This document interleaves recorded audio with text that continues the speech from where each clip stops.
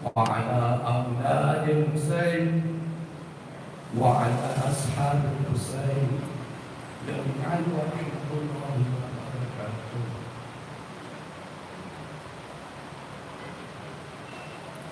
بسم الله الرحمن الرحيم. الحمد لله رب العالمين والصلاة والسلام على أشرف الأنبياء والمرسلين سيدنا ونبينا ومولانا أبي القاسم محمد وآله الطيبين الطاهرين واللعنة الدائم على أعدائهم إلى قيام يوم الدين. أما بعد.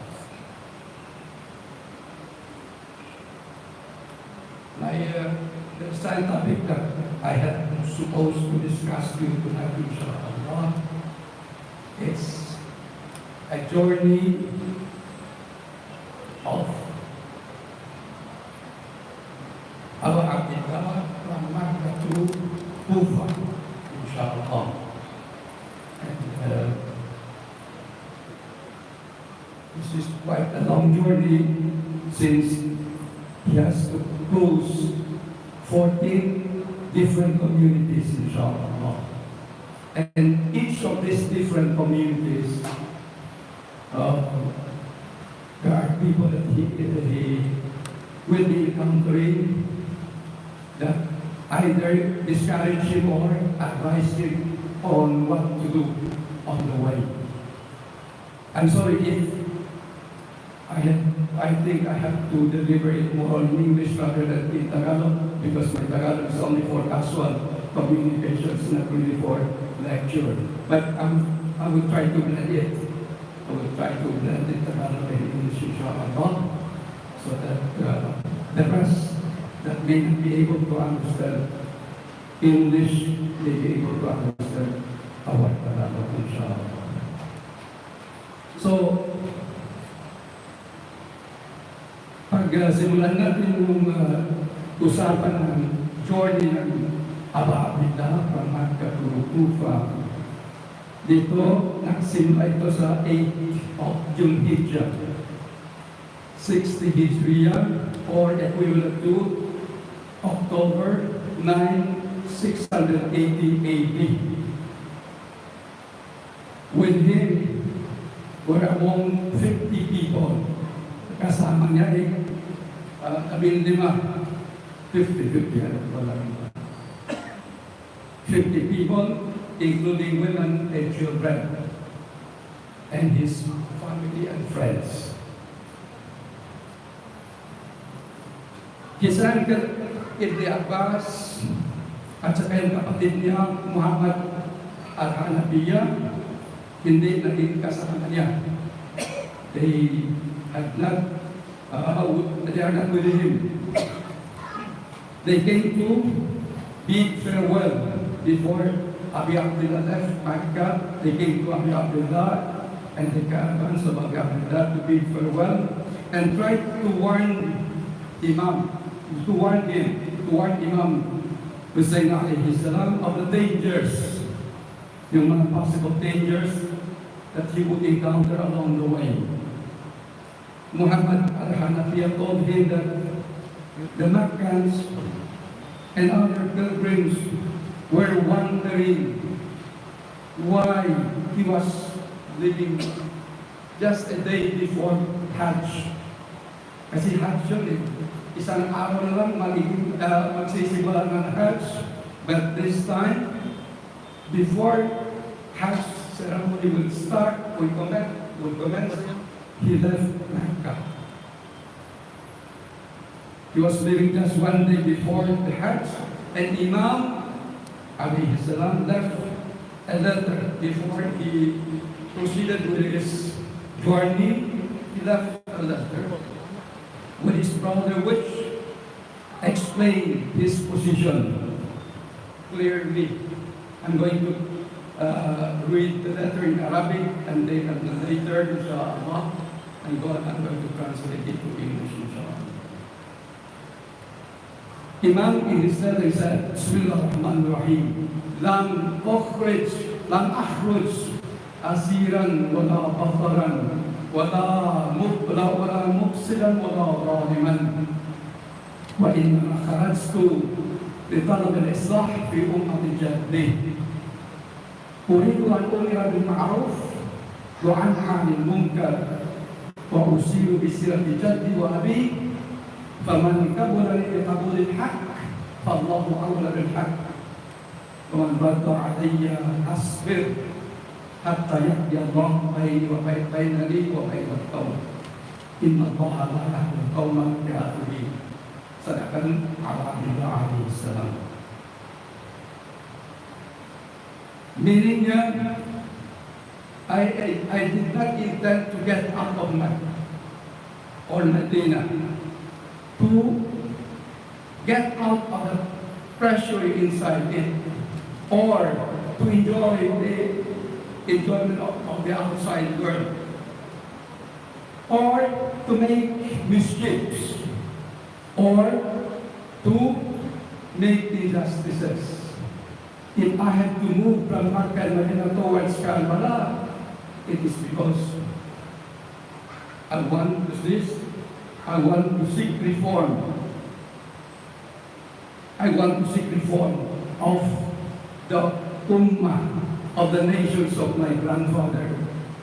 And I would like to enjoy truth and forbid wrong, and I would like to bring them along again to the path of my grandfather and the path of my father.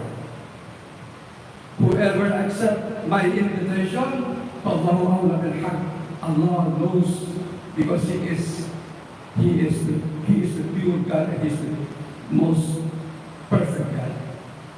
He knows our intentions of going. وَمَنْ رَدَّ عَلَيَّ أَصْبِرْ. Whoever denies my invitation, I have to content myself and be patient. فَاللَّهُ أَعْلَمُ بِالْحَقِّ إِنَّ اللَّهَ لَا يَهْدِي الْقَوْمَ الْكَافِرِينَ. Verily, Allah will never guide the unbelievers. So, from this statement alone, my dear brothers and sisters, and my dear children listening to me right now, it is very clear and obvious. Imam Hussein made himself very clear and very obvious in his journey. It's not for adventure. It's not to get out of pressure. It's not to make mischiefs.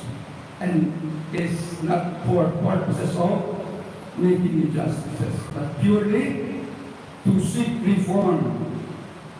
To seek reform in the ummah, in the nation of his grandfather, and he would like them to live back again in the right path, which was established by his grandfather and followed by his father.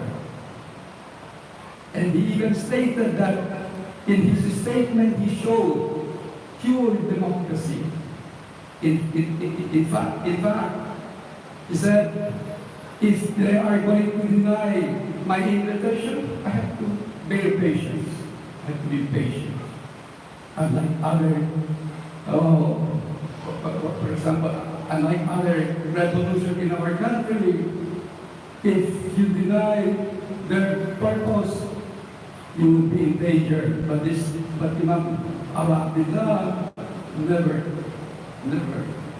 stated that he is going to endanger those who will deny his purpose. So, from that, I would like to begin with, as I have said, sa journey na yan, hindi kasama ang dalawang tao. Ang uncle na siya, Ibn Abbas, at saka yung kapatid na si Muhammad al-Hanafi. So, after leaving Mecca, there were 14 places. Kaya sinabi ko, 14 places that he has to come across. First place was Safa. Safa, dito ang imam met Farasdak. He met Farasdak, the poet. Imam asked, sabi niya, Imam asked about the conditions of the people of Kufa. Papaano rin ang tao sa Kufa? Okay ba? Makain ba sila? Masunurin ba? Parang lahat ng tinanong ng Imam sa project nito kay Parasdak. But Parasdak in reply said, people's heart were with you. People's heart are with you, Imam. But their swords is against you. Do you get me? Imam replied with humility. He said, Allah, that's what He wishes. And I have to live to Him who proposes the just cause, inshallah. After that, he continued with his joy until he reached the next community, which is named Zat al-Irq. Zat al-Irq. Very difficult to pronounce. Here, Imam's cousin, yung cousin niya, Abdullah ibn Jafar, brought his two sons. Dala yung dalawang sons niya, anak niya, Aun and Muhammad, to their mother, Hazrat Zainab alayhi salam. And for what? To help the Imam. Purposely, he brought his two sons only to help the Imam. And he tried to persuade the Imam to return to Medina. Though he gave two sons for help, but he persuaded the Imam. Pinilit niya Imam, huwag na sa Bihot ka na, magpunta doon. You have to return to Medina. But Imam, in reply, what he said? My destiny is in the hands of Allah. You get me? My destiny is in the hands of Allah. And he continued with his joy until he reached the third community. Dumating sa pangatlong community, Batnar Rumma. The name of the third community is Batnar Rumma. This is along the way to Kufa. In here, Imam sent a letter to Kufa with Qais ibn Mashir. Pinadala yung sulat yung si Qais ibn Mashir. And in here, we met Abdullah ibn Muti, who came from Iraq. When he heard of Imam's intention, he tried to stop him. He tried to stop Imam. Sabi ni, kahit asin sabi ni Abdullah ibn Muti, sana hindi ka pupunta doon. You should have to return to Medina or to Makka. Because he said, Cubans were not faithful. Try to listen to each other. At the community, there are advices of people. Pag sa mga ninuno natin ito, parang hadlang na ito. Kung may lakad ka papunta sa mga gera o sa papunta sa anong medyo dangerous ways, with these words, you should have to give peace, learn to listen to their advice para walang mangyayari. Pero anong sinabi ni Imam? He said, when he heard that Cubans are not faithful and could not be trusted, sinabi ng tao nito, they are not faithful and could not be trusted. But Imam continued his journey in spite of those advices. Until he reached Julud. This is the fourth community. When he reached Julud, Imam met Zuhair ibn Qayn. Zuhair ibn Qayn was not among the followers of the Ahlul Bayt of Islam. Ibig sabihin hindi siya Shia. Probably from among our brothers. Hindi siya Shia. But when Imam told him of the purpose of his journey to Zuhair, when he told Zuhair about his journey, Zuhair gave all his possessions. Sunni, hindi siya siya. Pero lahat ng ari-arian niya binigay niya sa imam. He said to his wife, give it to imam, all my possessions. And he told her to go home. Sabi niya sa asawa, uwi ka na. And he said that he wished to be married with the imam. Then imam continued with the journey until he reached Jabala, the fifth community or the fifth, fifth community. Imam learned from two tribesmen in this community, coming from Kufa and of the death of Hajjah Muslim. Ito, ang tribesman na ito, was this, gave an information that Hajjah Muslim already died. Imam said, Inna Allah wa inna ilayhi raji'un. Wa inna Allahi nahtasib anfusana.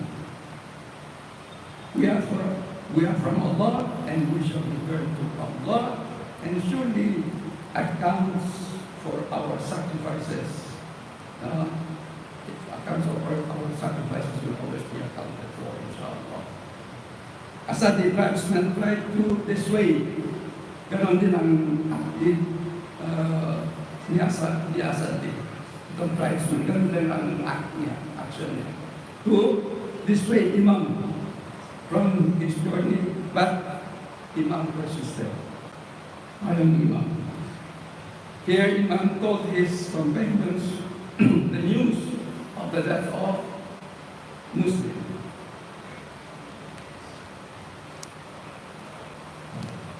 If it is quite too long, just stop the problem. Okay? Kasi gusto ko matapos ko talaga to the end. But if I will be taking much of the time, please advise me, inshallah. Imam persisted. Here, Imam told his companions the news. Sinabihan ng news na namatay na si Muslim. And the people in Kufa were not prepared to be their helpers. Ang tao sa Kufa sabi ng hindi pa nito, are not prepared to be the helpers of Imam. Imam said, those who want to depart, leave now. Dito lang sinabi ni Imam. Sana yung mga kasama niya sumama sa kanila, sinabihan niya nandito. Those who want to depart, you may leave. And also various tribesmen who had followed the Imam in the hope of collecting booty, realized their false hopes and scattered to their own homes.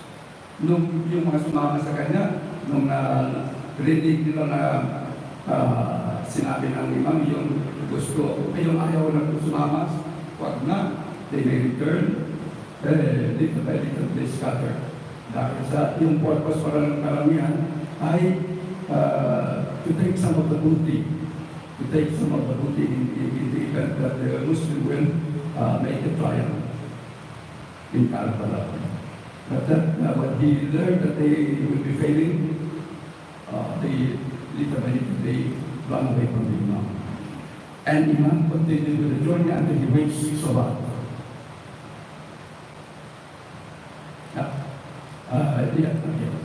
He continued with the business.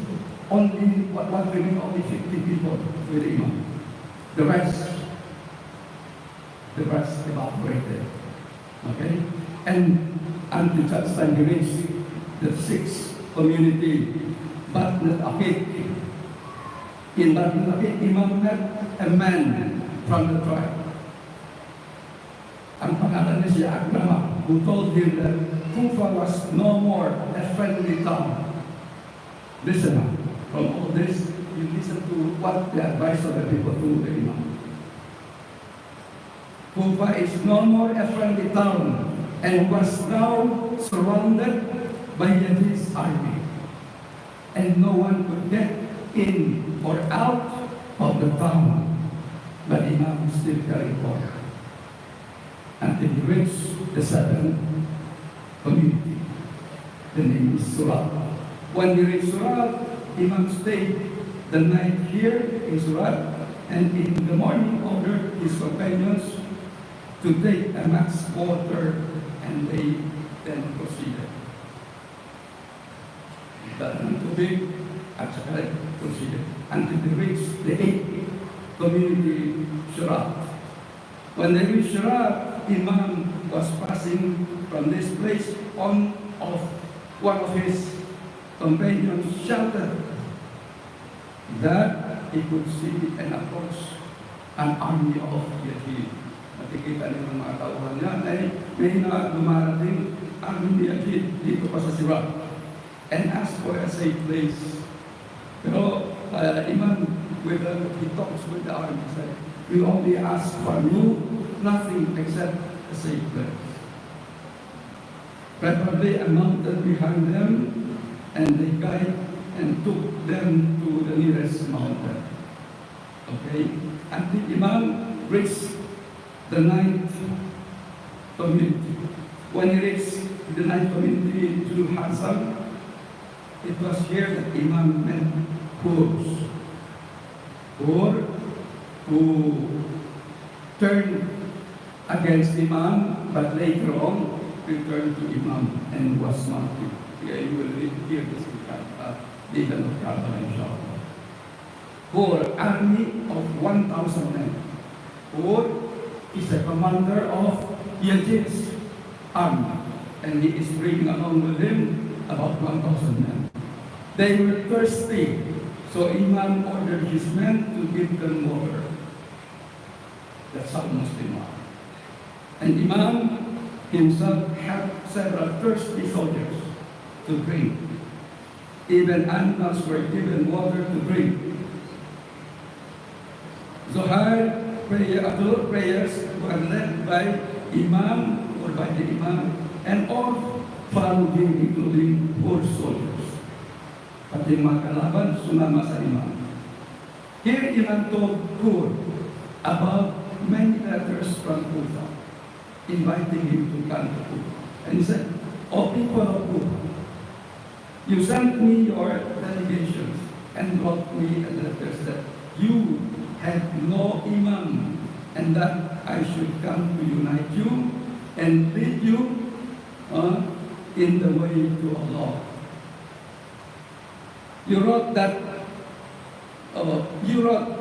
we Ahlul are more qualified to govern your affairs than those who claim things to which they have no right, and act unjustly, arrogantly, and wrongfully. But if you have changed your mind, have become ignorant of our rights, and have forgotten your promises, I shall return back." And he was denied to turn back by Hur's army and was led to bypass Kufa. Dito sana sinabi ng Imam, kung ayaw niyo, kung yung sinabi niyo lang ay ayaw niyo panindigan, mabalik na lang ako sa amin. Pero the army of Hur did not allow him to return. Until we have to continue with the journey until reaching the 10th community. Apat lang pagkatapos. Imam reached Paglisan. When he reached Paglisan the next day and delivered one of his most famous sermons, dito nagtutba ang Imam alayhi salam. "O people, the prophet has said that if a man sees a tyrannical ruler transgressing against Allah and the Prophet and oppressing people, but does nothing by word or action to change the situation, then it will be just for Allah to place him where he deservingly belongs." Ibig sabihin, dahil sa hindi kasunod sa utos ng Allah, then what you deserve is hell. Do you not see what law was this? Do you not hear what law in word he is deserving, why he deserves to belong. Do you not see to what low level the affairs have come down? Do you not observe that truth has not adhered to and falsehood has no limit? And as for me, I look upon death as but a means of attaining martyrdom. And I consider life among transgressors is nothing but an agony and an affliction. Parang yung sinabi ng imam directly, I would rather live, I would rather die in a miserable death than to live with those unjust and mischievous people. And continue with the journey until he reached Uzabul Hazamat. This is the 11th community. Here Imam stayed away from the army of Hur and met Trimma bin Adi. After having learned about the Kufan abandonment of his envoy, it was clear that he had no hope of support. In fact, they already killed Muslims, or even survival into Imam thought that wala na siyang wala siyang pag-asa doon na that he will be safe and he will never have a support on that. So nevertheless, he refused an offer of safety. Kahit na gano'n ang nalaman ng imam, even that he realized at that point, but still, he does not ask for him to be safeguarded by the enemies. Trimma pleaded to him to accept the offer of 20,000 trained men of his tribe to help him if he wanted to go to Kufa, or he could retire to the mountains and forsake it. Imam replied to Ibn Adi, said, "May Allah bless you and your people. I cannot go from my word," meaning I can't change my word.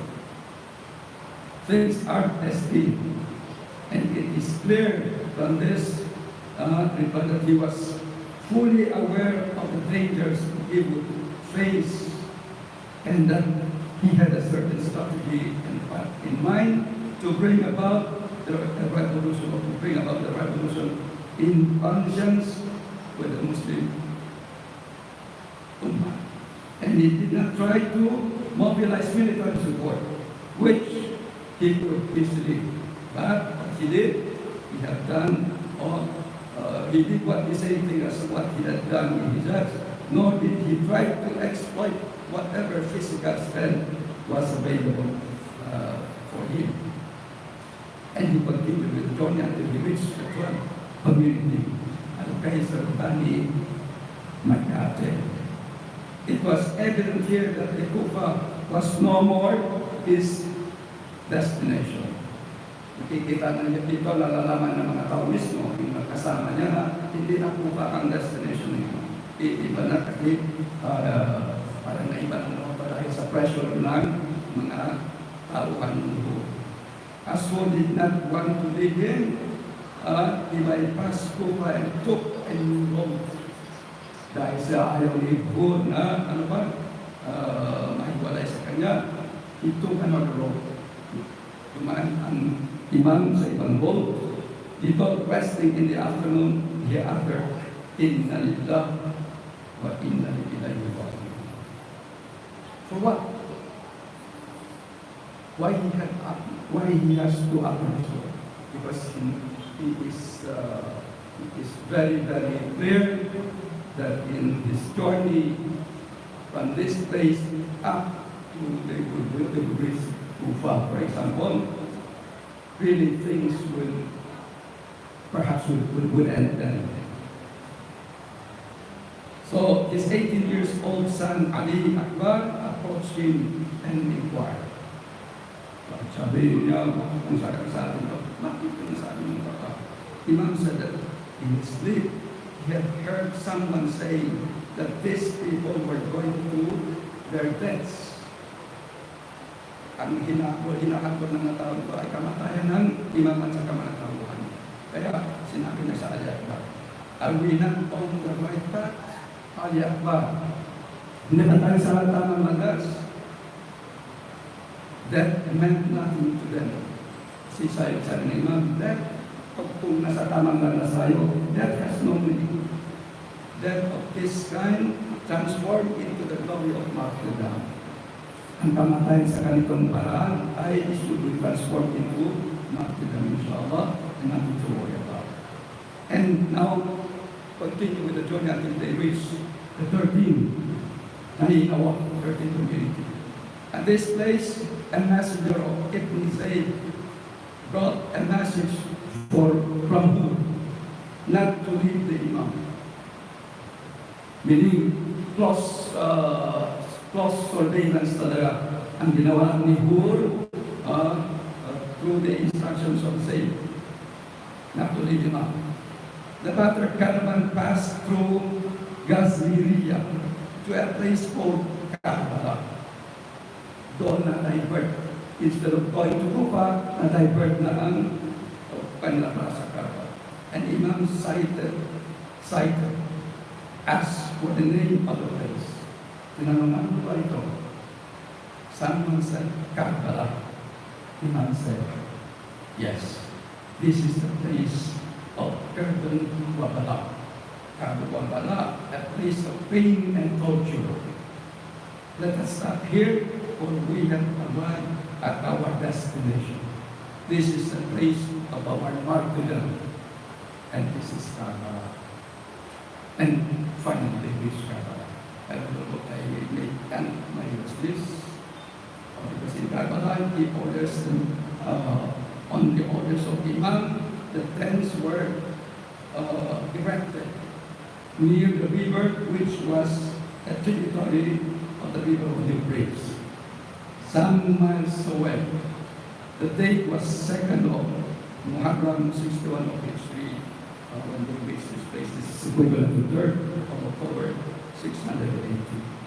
I think I have ended my verses because my only verses is to talk to you about the journey from Makka to Kufa, and I have exhausted up to end of the journey, which is Karbala. Then for this, I have to end my lecture. Inshallah, sallallahu ala sayyidina Muhammadin wa alihi wa sahbihi.